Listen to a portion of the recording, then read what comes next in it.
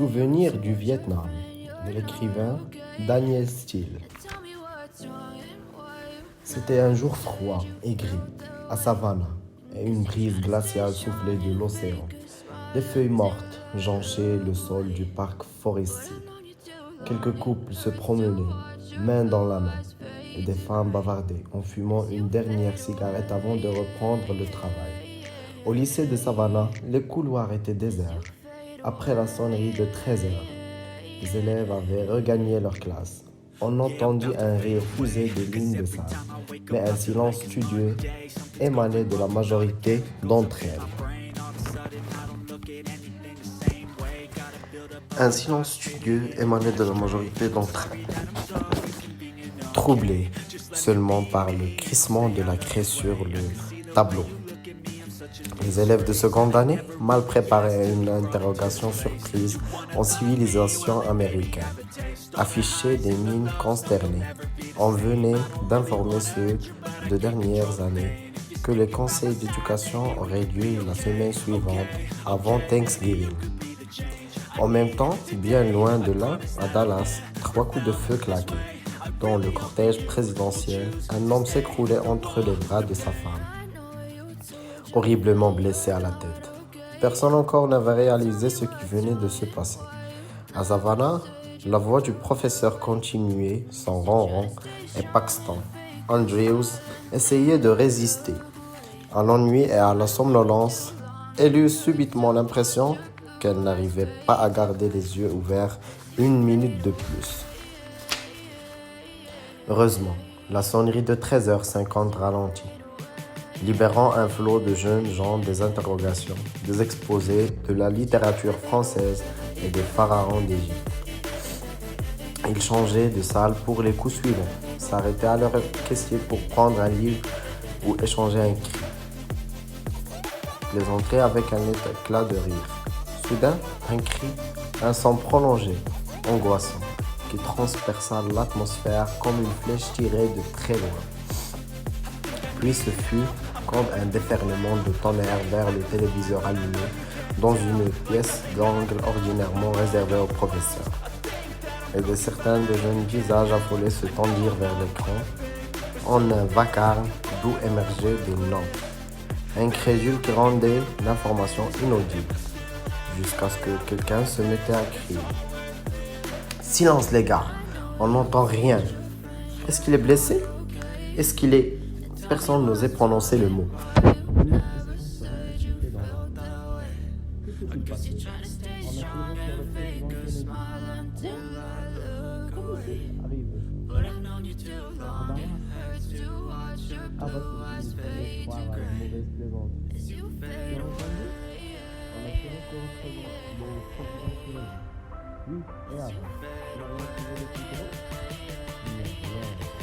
Rien que des mots insensés, des questions sans réponse. L'écran diffusait des images confuses.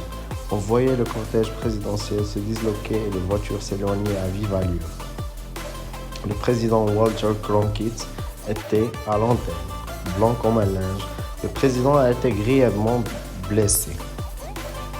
Un frisson parcourut l'assistance dans la petite salle qui semblait contenir tout le lycée de Savannah. Élèves et professeurs confondus. « Qu'est-ce qu'il a dit ?» cria quelqu'un, de la foule qui s'entassait dans les couloirs. « Le président est grièvement blessé », répondit une voix au premier rang.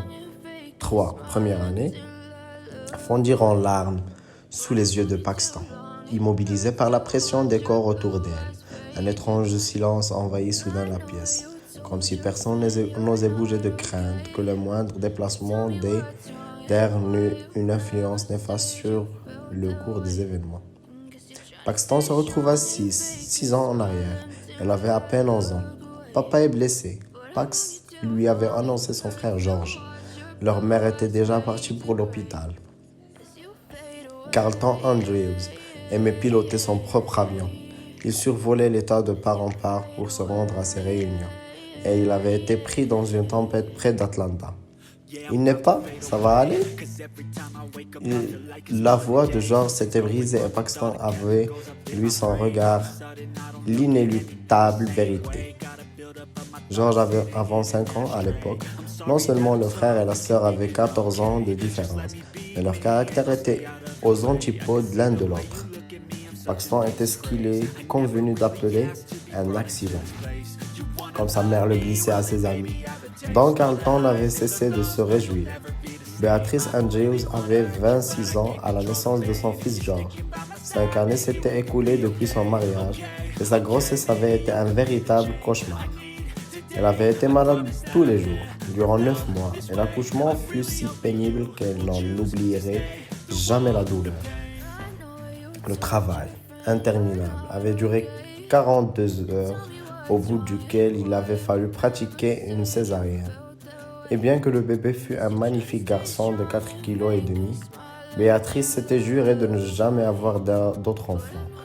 Pour rien au monde, elle n'aurait voulu réitérer l'expérience et y veiller avec une vigilance toute particulière.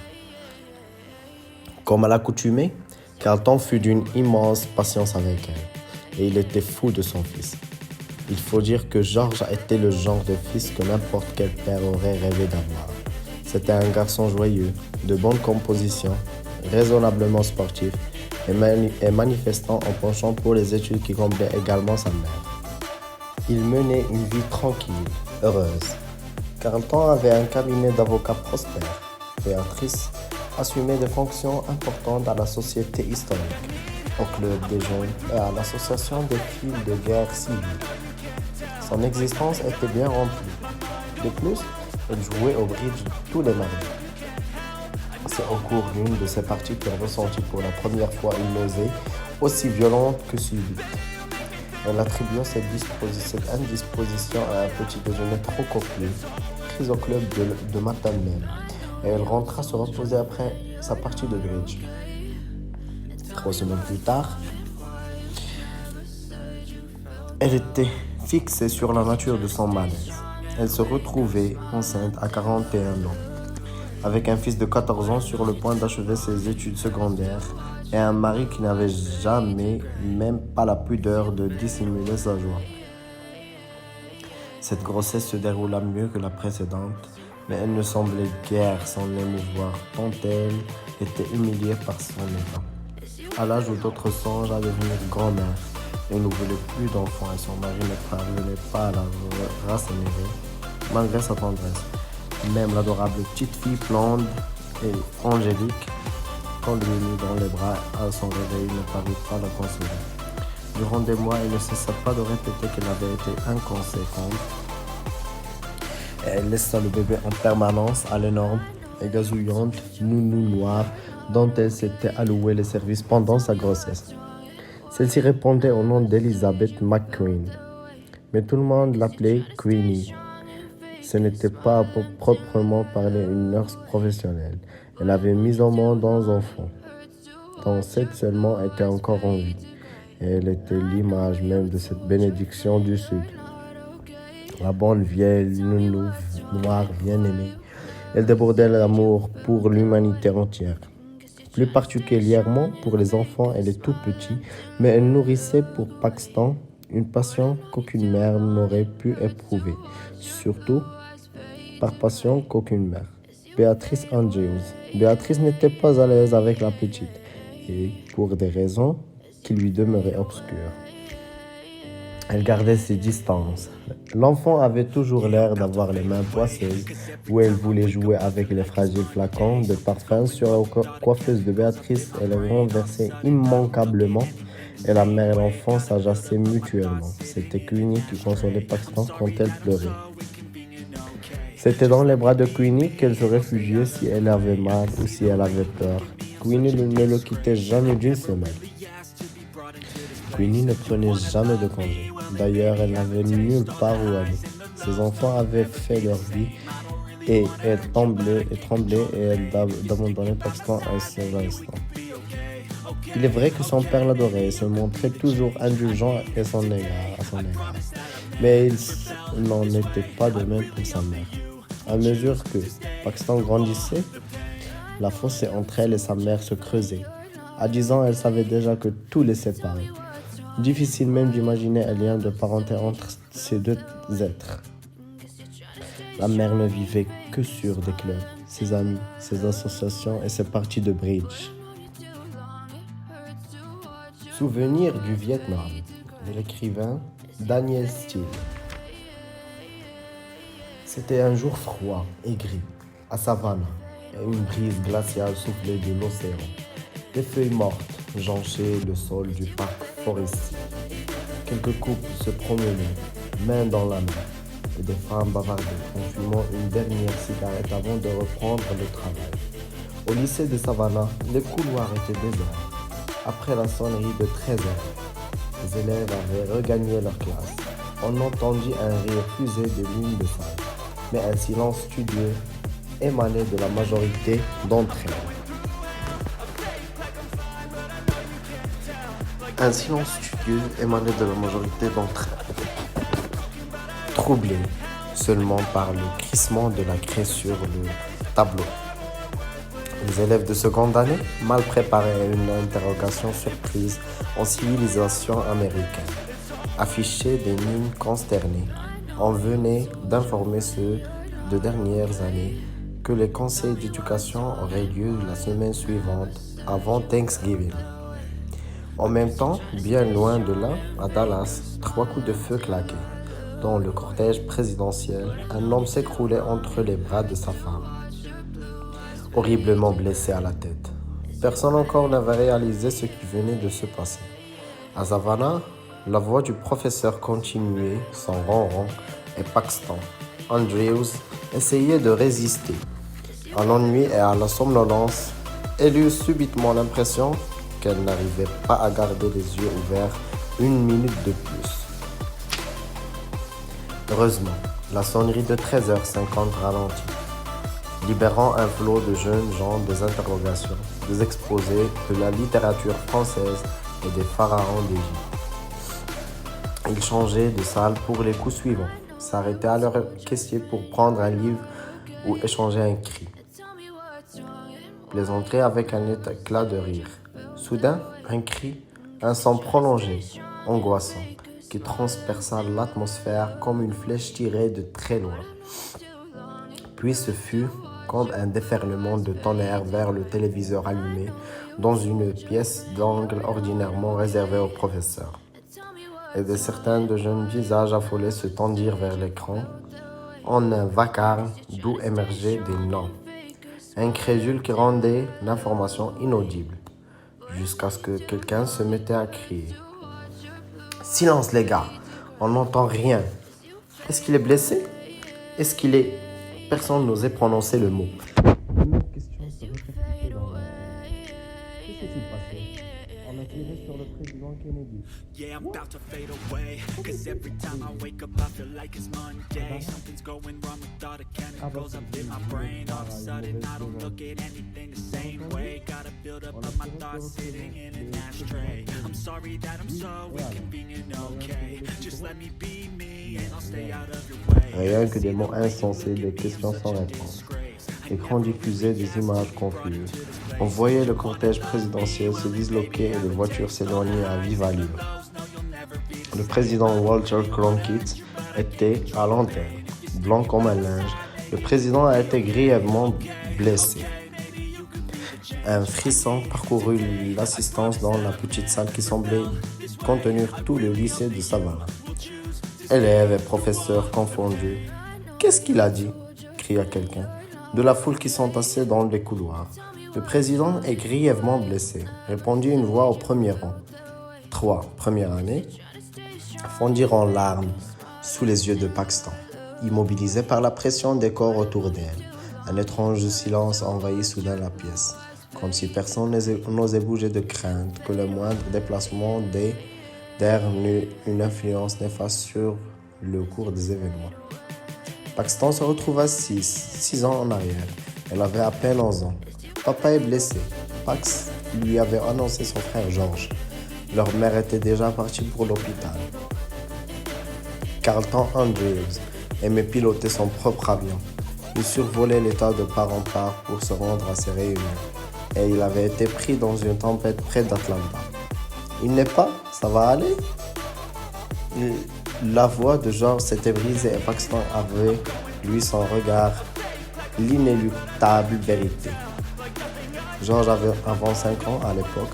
Non seulement le frère et la sœur avaient 14 ans de différence, mais leur caractère était aux antipodes l'un de l'autre.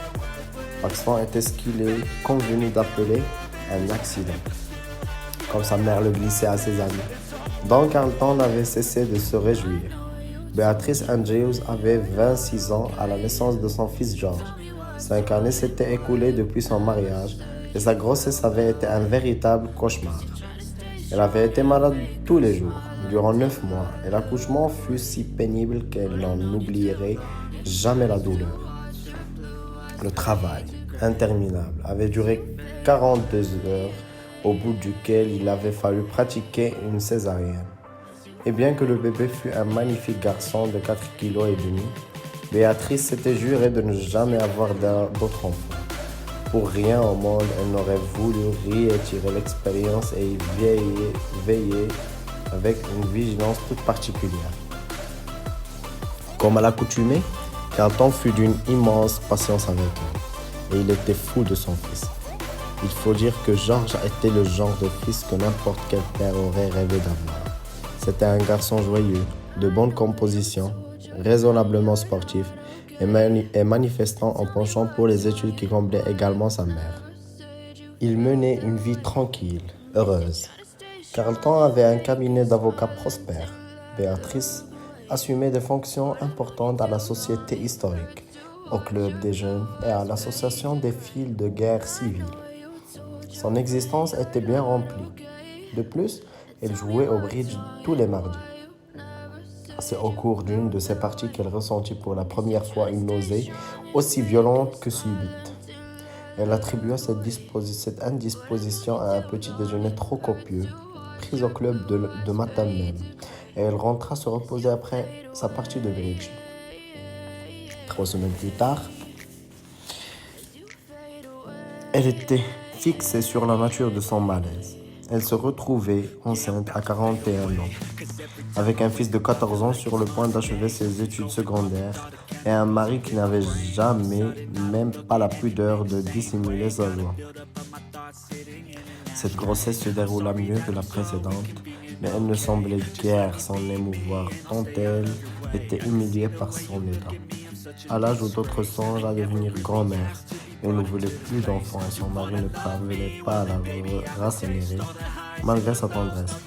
Même l'adorable petite fille blonde et angélique qu'on lui mit dans les bras à son réveil ne parut pas la consoler. Durant des mois, elle ne cessa pas de répéter qu'elle avait été inconséquente. Elle laissa le bébé en permanence à l'énorme et gazouillante nounou noire dont elle s'était alloué les services pendant sa grossesse. Celle-ci répondait au nom d'Elizabeth McQueen, mais tout le monde l'appelait Queenie. Ce n'était pas à proprement parler une nurse professionnelle. Elle avait mis au monde 11 enfants, dont 7 seulement étaient encore en vie, et elle était l'image même de cette bénédiction du Sud. La bonne vieille nounou noire bien-aimée, elle débordait l'amour pour l'humanité entière. Plus particulièrement pour les enfants et les tout-petits, mais elle nourrissait pour Paxton une passion qu'aucune mère n'aurait pu éprouver, surtout par passion qu'aucune dame. Beatrice Andrews. Beatrice n'était pas à l'aise avec la petite, et pour des raisons qui lui demeuraient obscures. Elle gardait ses distances.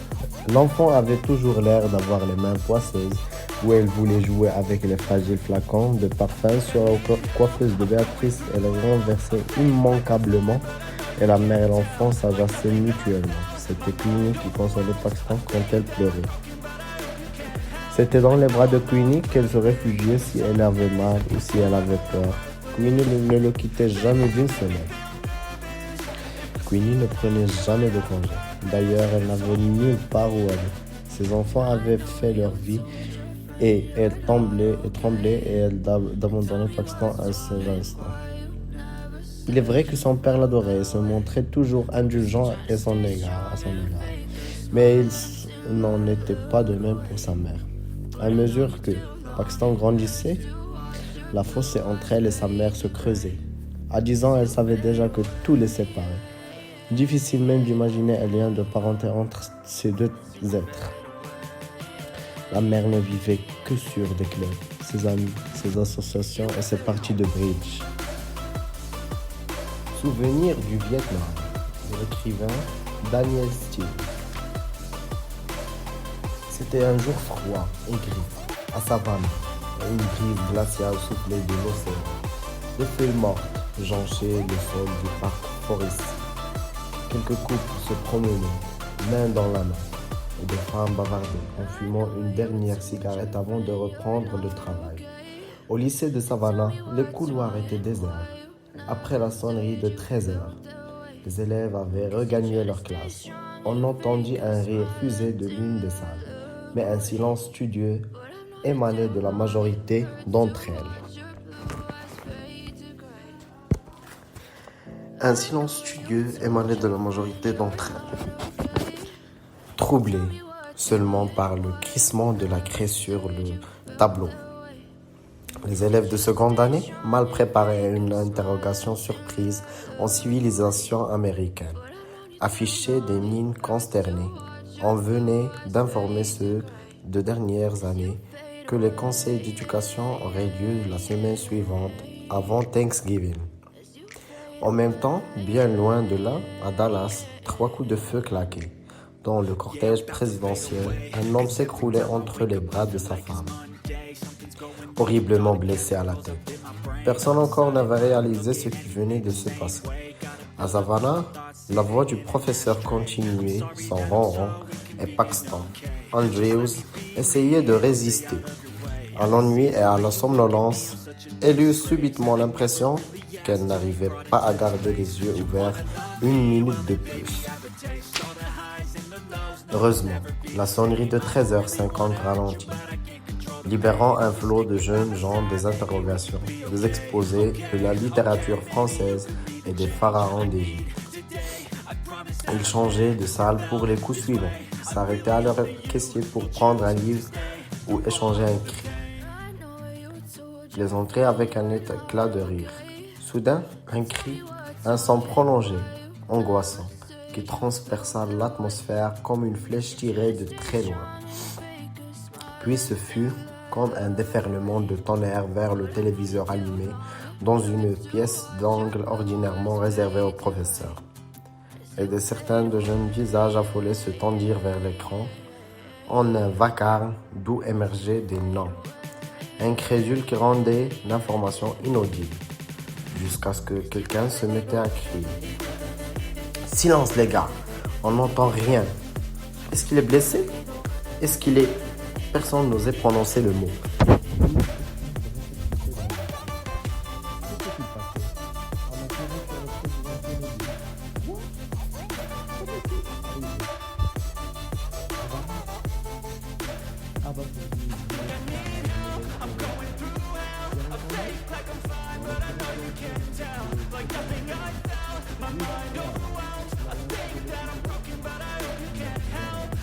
Rien que des mots insensés, des questions sans réponse. L'écran diffusait des images confuses. On voyait le cortège présidentiel se disloquer et les voitures s'éloigner à vive allure. Le président Walter Cronkite était à l'antenne, blanc comme un linge. Le président a été grièvement blessé. Un frisson parcourut l'assistance dans la petite salle qui semblait contenir tout le lycée de Savannah. Élèves et professeurs confondus. « Qu'est-ce qu'il a dit ?» cria quelqu'un, de la foule qui s'entassait dans les couloirs. « Le président est grièvement blessé », répondit une voix au premier rang. 3, première année, fondirent en larmes sous les yeux de Paxton, immobilisé par la pression des corps autour d'elle. Un étrange silence envahit soudain la pièce, comme si personne n'osait bouger de crainte que le moindre déplacement d'air n'eut une influence néfaste sur le cours des événements. Paxton se retrouva 6 ans en arrière. Elle avait à peine 11 ans. Papa est blessé. Pax lui avait annoncé son frère George. Leur mère était déjà partie pour l'hôpital. Carlton Andrews aimait piloter son propre avion. Il survolait l'État de part en part pour se rendre à ses réunions. Et il avait été pris dans une tempête près d'Atlanta. « Il n'est pas? Ça va aller ?» La voix de George s'était brisée et Paxton avait, lui, son regard, l'inéluctable vérité. George avait avant 5 ans à l'époque. Non seulement le frère et la sœur avaient 14 ans de différence, mais leur caractère était aux antipodes l'un de l'autre. Paxton était ce qu'il est convenu d'appeler un accident, comme sa mère le glissait à ses amis. Don Carlton n'avait cessé de se réjouir. Beatrice Andrews avait 26 ans à la naissance de son fils George. 5 années s'étaient écoulées depuis son mariage et sa grossesse avait été un véritable cauchemar. Elle avait été malade tous les jours, durant 9 mois, et l'accouchement fut si pénible qu'elle n'en oublierait jamais la douleur. Le travail, interminable, avait duré 42 heures, au bout duquel il avait fallu pratiquer une césarienne. Et bien que le bébé fût un magnifique garçon de 4,5 kg, Béatrice s'était jurée de ne jamais avoir d'autres enfants. Pour rien au monde, elle n'aurait voulu réitérer l'expérience et y veiller avec une vigilance toute particulière. Comme à l'accoutumée, Carlton fut d'une immense patience avec elle, et il était fou de son fils. Il faut dire que George était le genre de fils que n'importe quel père aurait rêvé d'avoir. C'était un garçon joyeux, de bonne composition, raisonnablement sportif et manifestant en penchant pour les études qui comblaient également sa mère. Il menait une vie tranquille, heureuse.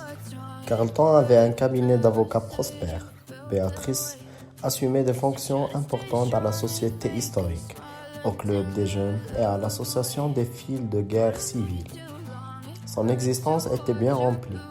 De plus, elle jouait au bridge tous les mardis. C'est au cours d'une de ces parties qu'elle ressentit pour la première fois une nausée aussi violente que subite. Elle attribua cette indisposition à un petit déjeuner trop copieux, pris au club de matin même, et elle rentra se reposer après sa partie de bridge. 3 semaines plus tard, elle était fixée sur la nature de son malaise. Elle se retrouvait enceinte à 41 ans, avec un fils de 14 ans sur le point d'achever ses études secondaires et un mari qui n'avait jamais, même pas la pudeur de dissimuler sa vie. Cette grossesse se déroula mieux que la précédente, mais elle ne semblait guère s'en émouvoir tant elle était humiliée par son état. À l'âge où d'autres songent à devenir grand-mère, elle ne voulait plus d'enfants et son mari ne parvenait pas à la rassénérer, malgré sa tendresse. Même l'adorable petite fille blonde et angélique qu'on lui mit dans les bras à son réveil ne parut pas la consoler. Durant des mois, elle ne cessa pas de répéter qu'elle avait été inconséquente. Elle laissa le bébé en permanence à l'énorme et gazouillante nounou noire dont elle s'était alloué les services pendant sa grossesse. Celle-ci répondait au nom d'Elizabeth McQueen, mais tout le monde l'appelait Queenie. Ce n'était pas à proprement parler une nurse professionnelle. Elle avait mis au monde 11 enfants, dont 7 seulement étaient encore en vie. Et elle était l'image même de cette bénédiction du Sud. La bonne vieille nounou noire bien-aimée. Elle débordait d'amour pour l'humanité entière.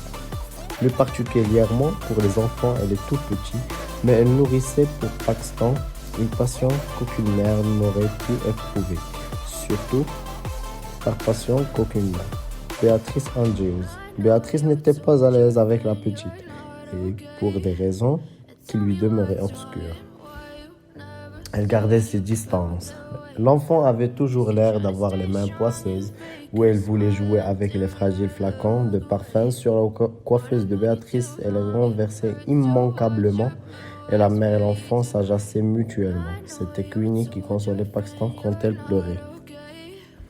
C'était dans les bras de Queenie qu'elle se réfugiait si elle avait mal ou si elle avait peur.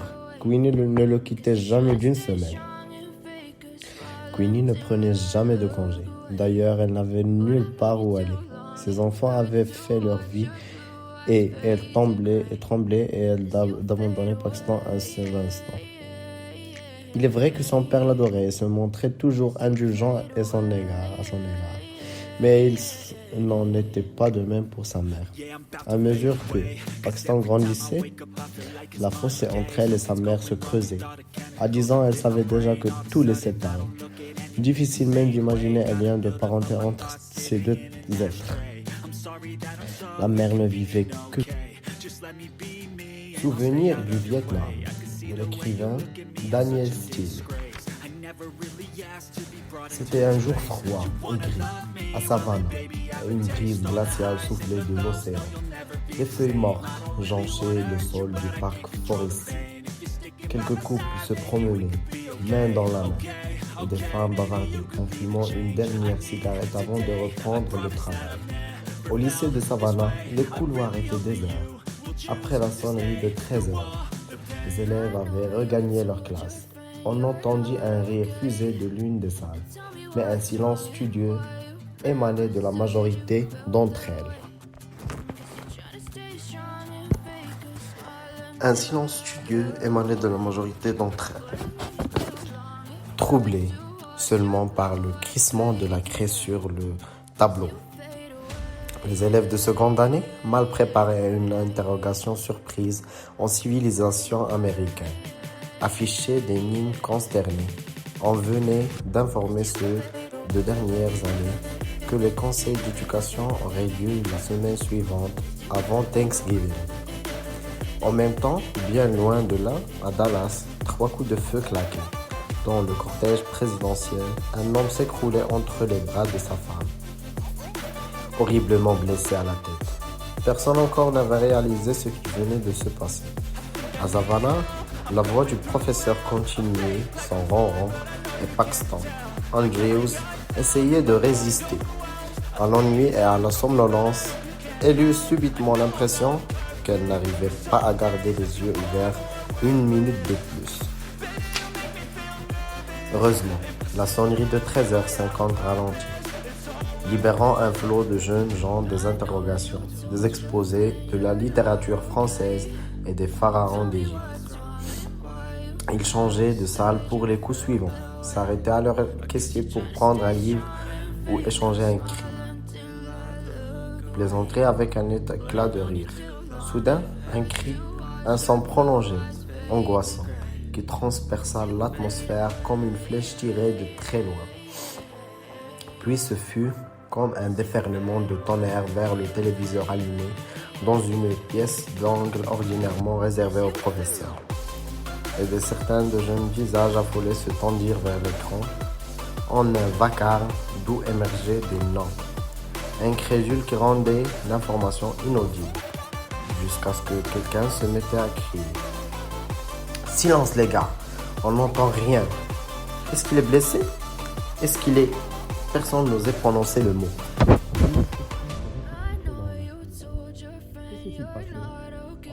Sur le président Kennedy. Comment c'est arrivé? À Dallas. Ah bah tu voulais croire à une mauvaise plaisanterie. Tu as entendu? On a tiré sur le président Kennedy. Oui, et alors? On a rien trouvé de plus drôle? Rien que des mots insensés, des questions sans réponse. L'écran diffusait des images confuses. On voyait le cortège présidentiel se disloquer et les voitures s'éloigner à vive allure. Le président Walter Cronkite était à l'antenne, blanc comme un linge. Le président a été grièvement blessé. Un frisson parcourut l'assistance dans la petite salle qui semblait contenir tout le lycée de Savannah. Élèves et professeurs confondus. « Qu'est-ce qu'il a dit ?» cria quelqu'un, de la foule qui s'entassait dans les couloirs. « Le président est grièvement blessé », répondit une voix au premier rang. 3 premières années fondirent en larmes sous les yeux de Paxton, immobilisé par la pression des corps autour d'elle. Un étrange silence envahit soudain la pièce, comme si personne n'osait bouger de crainte que le moindre déplacement d'air n'eût une influence néfaste sur le cours des événements. Paxton se retrouva 6 ans en arrière. Elle avait à peine 11 ans. Papa est blessé. Pax lui avait annoncé son frère George. Leur mère était déjà partie pour l'hôpital. Carlton Andrews aimait piloter son propre avion. Il survolait l'État de part en part pour se rendre à ses réunions. Et il avait été pris dans une tempête près d'Atlanta. « Il n'est pas? Ça va aller ?» La voix de Georges s'était brisée et Paxton avait, lui, son regard, l'inéluctable vérité. Georges avait avant 5 ans à l'époque. Non seulement le frère et la sœur avaient 14 ans de différence, mais leur caractère était aux antipodes l'un de l'autre. Paxton était ce qu'il est convenu d'appeler un accident, comme sa mère le glissait à ses amis, dont Carlton n'avait cessé de se réjouir.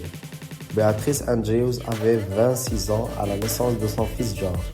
5 années s'étaient écoulées depuis son mariage et sa grossesse avait été un véritable cauchemar. Elle avait été malade tous les jours, durant 9 mois, et l'accouchement fut si pénible qu'elle n'en oublierait jamais la douleur. Le travail, interminable, avait duré 42 heures, au bout duquel il avait fallu pratiquer une césarienne. Et bien que le bébé fût un magnifique garçon de 4,5 kg, Béatrice s'était jurée de ne jamais avoir d'autre enfant. Pour rien au monde, elle n'aurait voulu réitérer l'expérience et y veiller avec une vigilance toute particulière. Comme à l'accoutumée, Carlton fut d'une immense patience avec elle, et il était fou de son fils. Il faut dire que Georges était le genre de fils que n'importe quel père aurait rêvé d'avoir. C'était un garçon joyeux, de bonne composition, raisonnablement sportif, et manifestant un penchant pour les études qui comblait également sa mère. Il menait une vie tranquille, heureuse. Carlton avait un cabinet d'avocats prospère. Béatrice assumait des fonctions importantes à la Société historique, au Club des jeunes et à l'Association des filles de guerre civile. Son existence était bien remplie. De plus, elle jouait au bridge tous les mardis. C'est au cours d'une de ces parties qu'elle ressentit pour la première fois une nausée aussi violente que subite. Elle attribua cette indisposition à un petit déjeuner trop copieux, pris au club de matin même, et elle rentra se reposer après sa partie de bridge. 3 semaines plus tard, elle était fixée sur la nature de son malaise. Elle se retrouvait enceinte à 41 ans, avec un fils de 14 ans sur le point d'achever ses études secondaires et un mari qui n'avait jamais, même pas la pudeur de dissimuler sa joie. Cette grossesse se déroula mieux que la précédente, mais elle ne semblait guère s'en émouvoir tant elle était humiliée par son état. À l'âge où d'autres songent à devenir grand-mère, elle ne voulait plus d'enfants et son mari ne parvenait pas à la rassénérer, malgré sa tendresse. Même l'adorable petite fille blonde et angélique qu'on lui mit dans les bras à son réveil ne parut pas la consoler. Durant des mois, elle ne cessa pas de répéter qu'elle avait été inconséquente. Elle laissa le bébé en permanence à l'énorme et gazouillante nounou noire dont elle s'était alloué les services pendant sa grossesse.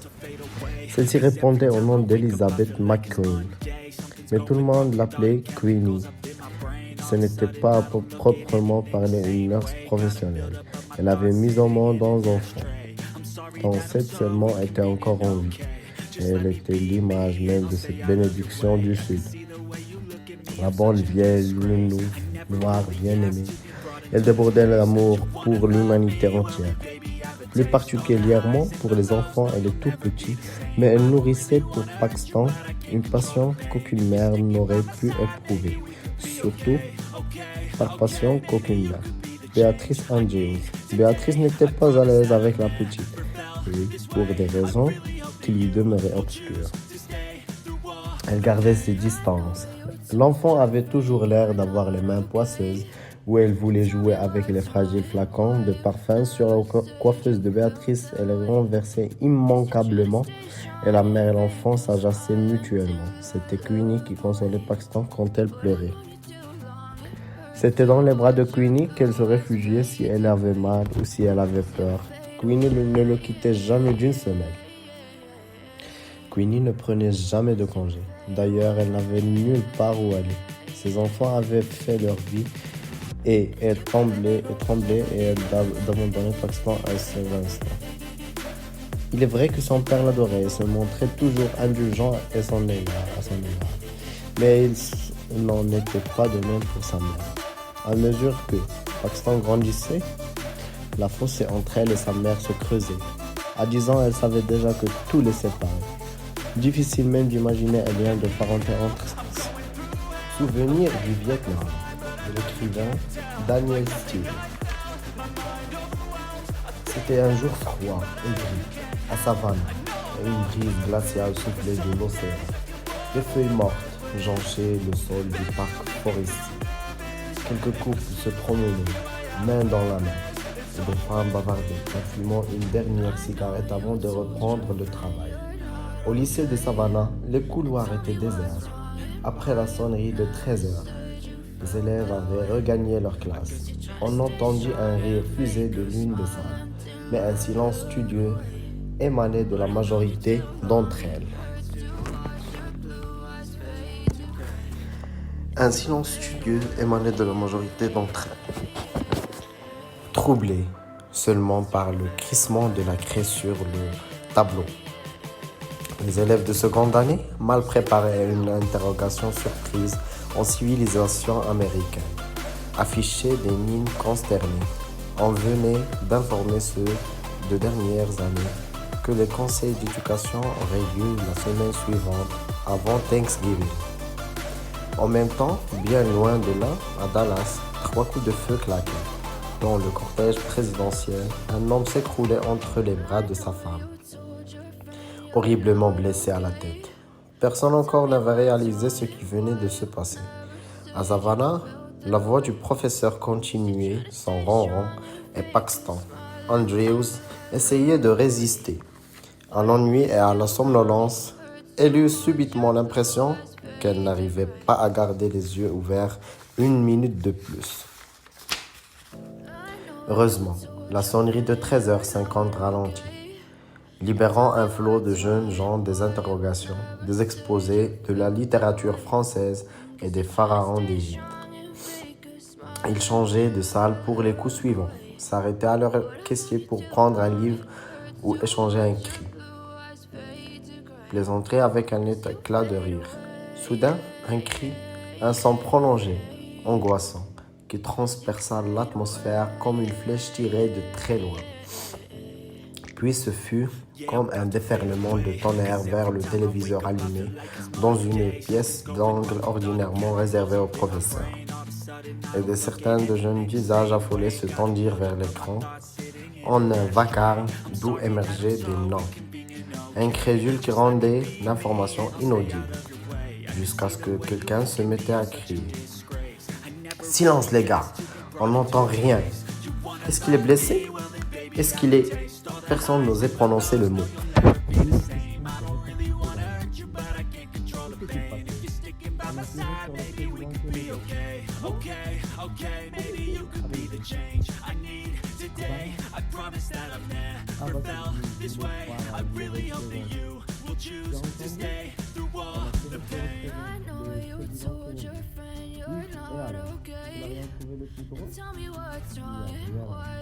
Rien que des mots insensés, des questions sans réponse.